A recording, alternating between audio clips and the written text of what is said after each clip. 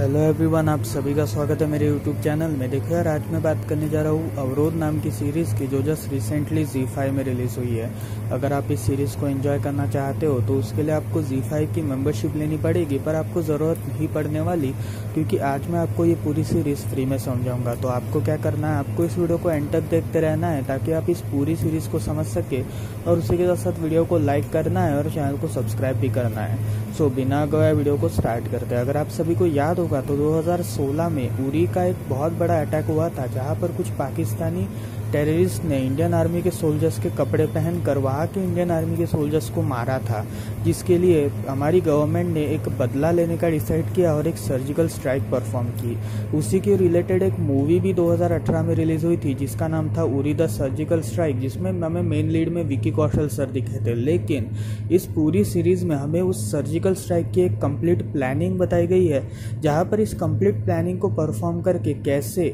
Soldiers ने, Indian soldiers ने मिलकर वहाँ के जो टेररिस्ट कैंप्स थे उन सभी को ख़त्म किया। तो ये वेब सीरीज़ आपके लिए काफ़ी ज़्यादा ज़रूरी है अगर आप उस सर्जिकल स्ट्राइक के बारे में कंप्लीट इन्फो जानना चाहते हो तो। सो बिना गवाए वीडियो को स्टार्ट करते हैं। कहानी की शुरुआत जम्मू कश्मीर के एक छोटे से गाँव में होती है, जहाँ पर इंडियन आर्मी के एक मेजर गौतम को एक लीड मिली थी कि कुछ टेररिस्ट वहाँ पर एक शादी अटेंड करने आए हैं, जिसकी वजह से मेजर गौतम अपनी टीम के साथ मिलकर वहाँ पर हमला करने जाते हैं। जहाँ पर वो शादी की बारातों में जो शामिल थे बच्चे वगैरह, उन सभी को कहते हैं कि जल्दी से जल्दी टेररिस्ट को हमारे हवाले कर दो और हम आपको सही में फ्री छोड़ देंगे। जिसके बाद ये जो सारे टेररिस्ट थे ये बाहर आते हैं, लेकिन ये हमला करना स्टार्ट करते हैं, जिसकी वजह से गौतम और उसकी टीम ये सभी लोग रिस्पॉन्स में आते हैं और ये सभी लोग अटैक कर देते हैं। अब यहाँ पर इस अटैक की वजह से एक बहुत बड़ा लश्कर का टेररिस्ट, जिसका नाम था अबू हाफिज़, वो पूरी तरीके से गुस्सा हो चुका था और उसने ये डिसाइड किया था कि वो उरी कैंप में एक हमला करवाएगा। अब यहाँ पर उसका मसला ये था कि वो कश्मीर को आज़ाद करना चाहता था और कश्मीर को पाकिस्तान का हिस्सा बनाना चाहता था, जिसकी वजह से वो वहाँ के इंडियन आर्मी को खदेड़ कर अपने आर्मी को वहाँ पे भेजना चाहता था। अब यहाँ पर उसने ये बात रिपोर्टर नम्रता नाम की एक बहुत बड़ी न्यूज़ एंकर को बताई थी, जहाँ पर उस न्यूज़ एंकर ने अबू हाफिज़ के साथ इंटरव्यू करने का डिसीजन लिया, और तब वो अबू हाफिज़ से इंटरव्यू करती है, जहाँ पर इस इंटरव्यू में अबू हाफिज़ ने क्लियरली इंडियंस को धमकी दी थी। जिसके बाद सभी लोगों ने इस बात को इतना तो सीरियसली नहीं लिया, लेकिन नम्रता को कुछ ऐसी गट फीलिंग आ रही थी कि शायद से अबू हाफिज़ कुछ ना कुछ तो भी बड़ा काम करने वाला है। अब यहाँ पर अबू हाफिज़ ने धीरे धीरे अपनी आर्मी क्रिएट करना स्टार्ट की, और तब उरी के जो बेस कैंप था वहाँ पर उसने एक ग्रास कटर को रिश्वत देकर अपने कुछ 2 लोगों को उसके साथ भेजा, जहाँ पर उन 2 लोगों ने मिलकर उस जगह पर, मतलब उस कैंप में लैंड माइन्स फंसाए थे, और इन लोगों ने ये डिसाइड किया था कि ये सुबह 5 बजे यहाँ पर स्ट्राइक करेंगे। जिसकी वजह से जो टेररिस्ट थे उन्होंने इंडियन आर्मी के कपड़े पहनकर सुबह 5 बजे यहाँ पे हमला करना स्टार्ट किया। जहाँ पर मेजर गौतम के जो दोस्त थे वो तब अपनी छुट्टी मनाने जाने वाले थे, जिसकी वजह से उनको ये लास्ट मिशन मिला था, जिसके बाद वो छुट्टी के लिए जाने वाले थे। अब यहाँ पर उन टेररिस्टों ने अचानक से हमला करना स्टार्ट किया, जिसकी वजह से जो पूरी इंडियन आर्मी थी वो तैनात हो गई, और मेजर गौतम, उनके दोस्त और उसी ऐसा जितने भी लोग थे उन सभी ने मिलकर टेररिस्ट को ख़त्म किया। लेकिन उन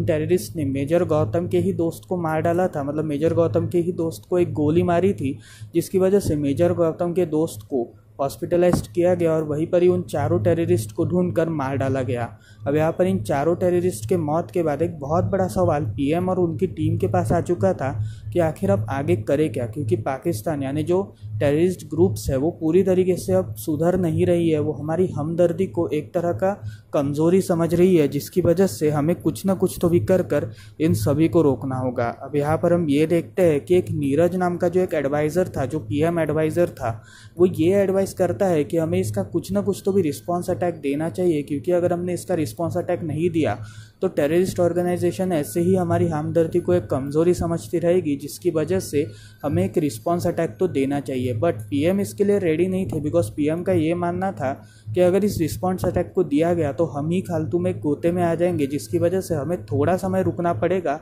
और अगर हम थोड़े समय के लिए रुक गए तो काफ़ी ज़्यादा अच्छा होगा। अब यहाँ पर हम ये देखते हैं कि नम्रता जो थी उसने धीरे धीरे अब अपना कॉन्टैक्ट फैलाना स्टार्ट किया था, जहाँ पर उसने एक कश्मीर के ही बंदे को अपना कॉन्टैक्ट दिया था और उस कॉन्टैक्ट के थ्रू वो वहाँ की इन्फॉर्मेशन निकालना स्टार्ट करती है। अब यहाँ पर हम ये देखते हैं कि अबू हाफिज़ जो था वो अब धीरे धीरे और भी ज़्यादा प्लानिंग करने की फिराक में था, जहाँ पर वो और भी ज़्यादा तबाही मचाना चाहता था और इस पूरे कश्मीर को हथियाना चाहता था, जिसकी वजह से वो पीओके के जो छोटे छोटे बच्चे थे उनको भी अपने ग्रुप में शामिल करता है और अपने ग्रुप को और ज़्यादा बड़ा बनाता है। अब यहाँ पर हम ये देखते हैं कि नीरज और उसके जो असिस्टेंट थे ये दोनों ये डिसाइड करते हैं कि हम पीएम के ऑर्डर्स लेकर एक बहुत बड़ा रिस्पॉन्स अटैक प्लान करेंगे, और इस रिस्पॉन्स अटैक में सारे ऐसे सोल्जर्स होंगे जिन्होंने काफ़ी अच्छी तरीके से ट्रेनिंग की और जिन्हें मुश्किल बैटल्स में लड़ने की काफ़ी अच्छी ट्रेनिंग मिल चुकी है, जिसकी वजह से वो दोनों लोग मतलब नीरज और उसके असिस्टेंट ये दोनों लोग मिलकर पीएम की परमिशन लेते हैं, जहाँ पर पीएम एक सर्जिकल स्ट्राइक अनाउंस करने वाले थे। अब यहाँ पर इस सर्जिकल स्ट्राइक के लिए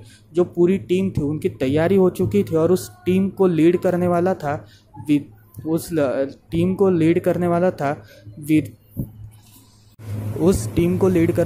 विदीप। अब यहाँ पर विदीप को इस प्लान के बारे में पूरी इन्फॉर्मेशन दे दी गई, जहाँ पर उनके जो मेजर सीनियर्स थे उन्होंने विदीप को इस पूरे इन्फो के लिए तैयार किया और कहा कि अपने जितने भी बटालियन सोल्जर्स हैं उन सभी से कहकर इस प्लान को एग्जीक्यूट करे। अब यहाँ पर धीरे धीरे विदीप ने एक टीम बनाना स्टार्ट की, जहाँ पर उनके जितने भी कलीग्स थे उन सभी के साथ मिलकर उसने एक टीम बनाई, और इन सभी ने ये डिसाइड किया कि वो कम से कम पीओके के पास आने वाले और आईएसआई के रेडार से दूर 3 टेररिस्ट कैंप्स को मारेंगे, और इस टेररिस्ट कैंप को ढूंढने का जिम्मा गवर्नमेंट को सौंप दिया गया। अब यहाँ पर गवर्नमेंट ने लकीली 3 टेररिस्ट कैंप्स को ढूंढ लिया था, जहाँ पर 3 टेररिस्ट कैंप से ही इन आतंकवादियों को उरी की साइड में भेजा गया था, ऐसी इनको इन्फॉर्मेशन मिली थी, जिसकी वजह से इन सभी ने मिलकर ये प्लान किया था कि वो इसी के पास के आईएसआई के रेडार से थोड़ा दूर वाले मतलब आईएसआई का रेडार जहाँ पर नहीं था उसी साइड के 3 टेररिस्ट कैंप्स को उड़ाएंगे, और इन्हीं 3 टेररिस्ट कैंप्स को उड़ाने के लिए इनकी ट्रेनिंग स्टार्ट हो चुकी थी। अब यहाँ पर हम ये देखते हैं कि इन सभी की ट्रेनिंग स्टार्ट हो चुकी थी, और तब ये सभी लोग ट्रेनिंग कर रहे थे, जहाँ पर हमें ये बात पता चलती है कि उनकी बटालियन यानी जो विदीप की बटालियन थी उसमें से एक सोल्जर को बुखार आ चुका था, जिसकी वजह से मेजर गौतम ने उसका रिप्लेसमेंट लिया। अब यहाँ पर ये सभी जो टीम थी ये सभी टीम मिलकर पीओके में एज अ सीक्रेटली अंदर घुसते हैं, जहाँ पर अंदर घुसने के बाद ये सभी लोग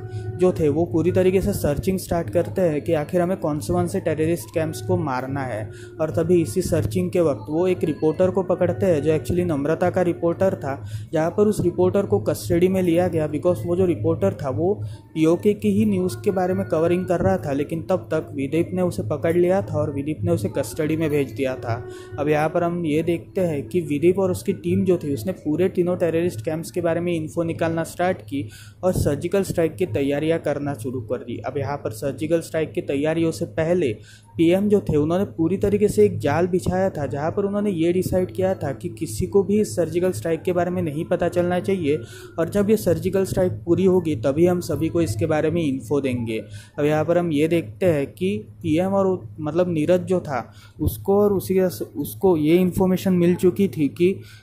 ये सारी जो प्लानिंग है ये और कोई नहीं बल्कि अबू हाफिज़ ही कर रहा है, बिकॉज अबू हाफिज़ एक बहुत बड़े सीनियर पॉलिटिकल मेंबर के साथ काम किया करता था, जहाँ पर वो उस पॉलिटिकल मेंबर के साथ मिलकर कश्मीर को फ्री करना चाहता था। जो इंडिया का कश्मीर था उसे वो फ्री करना चाहता था और अपने रास्ते लाना चाहता था, और उसी के साथ वो और भी बहुत बड़े प्लान्स कर रहा था, जहाँ पर वो गुजरात, अमृतसर और उसी के साथ बाकी के जितने भी स्टेट्स थे, जो पावरफुल स्टेट्स थे, उन सभी में वो हमला करवाने की सोच रहा था, जिसकी वजह से इस हमले को रोकने के लिए अबू हाफिज़ को मारना ज़रूरी था। और तब पीएम और नीरज ने इन दोनों में मिलकर ये डिसाइड किया था कि ये अबू हाफिज़ को ख़त्म करेंगे, जिसकी वजह से इस बात की पुष्टि विदीप को पता चली, जहाँ पर विदीप और उसकी टीम जो थी ये सभी लोग रात के समय में सर्जिकल स्ट्राइक करते हैं। अब यहाँ पर इस सर्जिकल स्ट्राइक के लिए ये सभी लोग निकल रहे थे, और तभी ये सुबह तक वहाँ पर रहते हैं, जहाँ पर इनका ये प्लान था कि ये सभी लोग सुबह तक वहाँ पर रुकेंगे और हर एक टेररिस्ट के बारे में जानने की कोशिश करेंगे, जहाँ पर उस हर एक टेररिस्ट को जानने के बाद वो अपने प्लान को एग्जीक्यूट करेंगे,